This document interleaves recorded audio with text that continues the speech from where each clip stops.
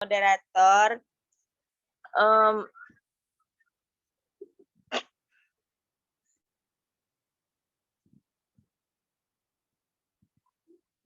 Pembacaan materi pertama akan dibawakan oleh Kak Wilda Absari. Pembacaan materi kedua saya sendiri Siva Fauzia, dan yang terakhir yaitu Kak Taskia Nufus. Langsung aja untuk pembacaan materi pertama akan disampaikan oleh Kak Wilda Absari. Padanya saya persilakan. Baiklah teman-teman, langsung saja pada pembahasan pertama terkait tentang tanda bacaan mat. Di sini ulama berbeda pendapat mengenai penulisan huruf mat. Apakah membutuhkan tanda mat atau tidak? Ulama dari Irak berpendapat bahwa tidak memerlukan tanda mat, cukup dengan adanya hukum mat, maka tandanya itu tidak diperlukan. Sedangkan mayoritas ulama berpendapat bahwa tanda mat harus diadakan, menunjukkan bahwa panjang harokatnya di atas mat tabi'i, ditandai dengan tanda bendera atau yang biasa kita sebut dengan alis wanita atau bendera yang disimpan sedikit di atas huruf mat. Huruf mat, asal mula mat ini, bentuk mat ini diambil dari kata mat ya teman-teman. Contohnya seperti ini, teman-teman.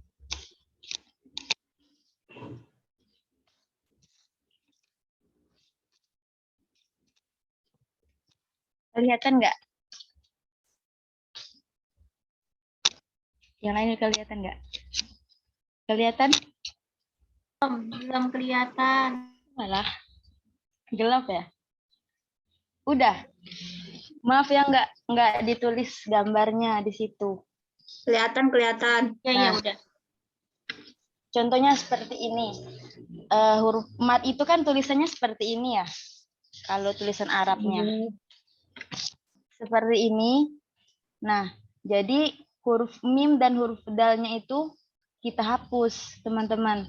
Jadi bentuknya jadi seperti ini. Maka dari itu asal mula dari bentuk kata mat itu seperti ini. Tapi kan tulisan yang biasa yang kita tahu kan seperti ini ya. Jadi ya, ujung huruf mimnya itu dihapus dan huruf dalnya juga dihapus. Seperti itu kira-kira teman-teman. Kemudian lanjut. Selanjutnya terdapat perbedaan pendapat dalam tata cara meletakkan tanda bacaan mat. Perbedaan ini digolongkan menjadi dua mazhab, yaitu yang pertama, hendaknya dari tengah tanda bacaan yang menghadap kepada huruf mat seperti alif, tanda tandanya seperti alif berdiri. Abu Daud memilih pendapat ini. Kemudian yang kedua, hendaknya ada di awal tanda-tanda bacaan yang menghadap untuk huruf mat sebagai jalan kepada huruf yang setelahnya. Seperti ada di PPT teman-teman, boleh lihat di situ. Dan tanda ini terletak di atas huruf mat yang tiga, yaitu alif, waw, dan ya. Apabila berdampingan dengan hamzah muttasil, contohnya seperti kalimat ja'ah. Nah, di situ kan tandanya itu kan alif berdiri ya. Itu kan ada mat tabi'i alif. Terus apabila berdampingan dengan hamzah munfasil, contohnya wa fi anfusikum, itu berbeda dengan yang tadi. Kalau tadi kan huruf alifnya itu dalam satu kata, kalau ini kan di lain kata. Dalam kondisi tambahan huruf mat dibaca pendek. Baiklah, selanjutnya akan disampaikan oleh Kak Sita. Padanya disilahkan.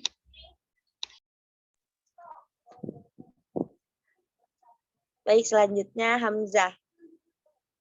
Terdapat dua perbedaan pendapat ahli dabat tentang bentuk hamzah. Yang pertama, sesungguhnya hamzah itu berbentuk bulat seperti titik. Contohnya bisa dilihat di PPT, kecuali tidak diragukan atau diringankan. Dan pendapat tentang bentuk titik ini dalam mushaf pada umumnya membutuhkan gambaran atau bentuk yang menyerupai harokat terpisah dalam huruf. Yang kedua, seperti bentuk huruf ain kecil. Contohnya ada di PPT, Dan ini adalah pendapat yang ditulis oleh ulama ahli bahasa dan peletakan huruf hamzah yang disimpulkan dari huruf ain seperti contoh kata. Contohnya ada di PPT ya guys. Para ulama sepakat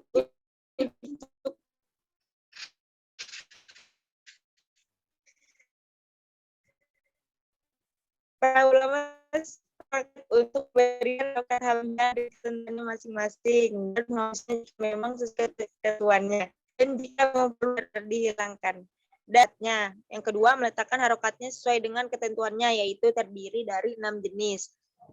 Yang pertama, aro'aita dengan dibaca ibdal. Yang kedua, bertemu dengan hamzah lainnya dan mereka dalam satu kata. Yang keduanya adalah hamzah wasal seperti a'ang karoimi. Yang ketiga, bertemu dengan hamzah lainnya dan mereka dalam satu kata. Yang keduanya bukanlah hamzah wasal dan bertemu huruf mati seperti a'adzar tahum.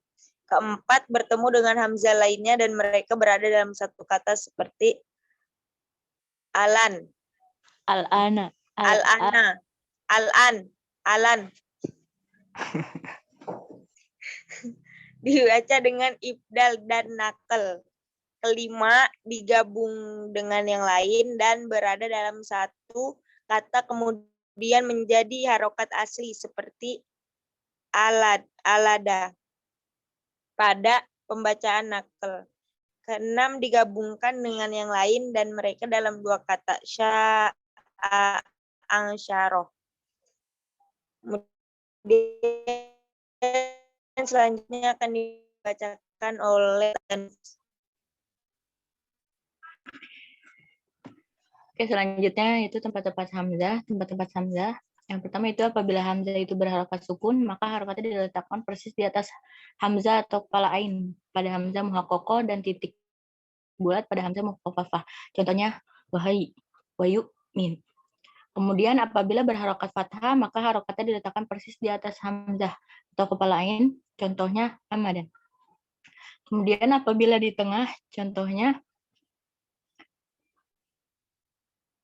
sa'al. Kemudian apabila di akhir, contohnya pada dan meletakkan kepala ain di bawah hamzah jika berharokat kasroh. Contohnya wa innama ilahukum. Dan meletakkan kepala ain di atas hamzah jika berharokat dhammah. Baik berbentuk waw, contohnya mayyak laukum.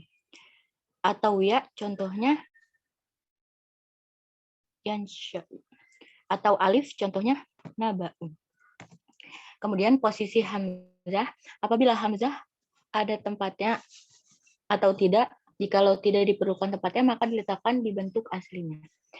Nah, jika di awal kata seperti adama, jika di tengah seperti laroufu, jika di akhir kata seperti as-sama'a, ini sama ya teman-teman, aslinya. Kemudian, jika diperlukan yang membutuhkan tempat, maka diletakkan sesuai ketentuannya. Contohnya, syat'ahu.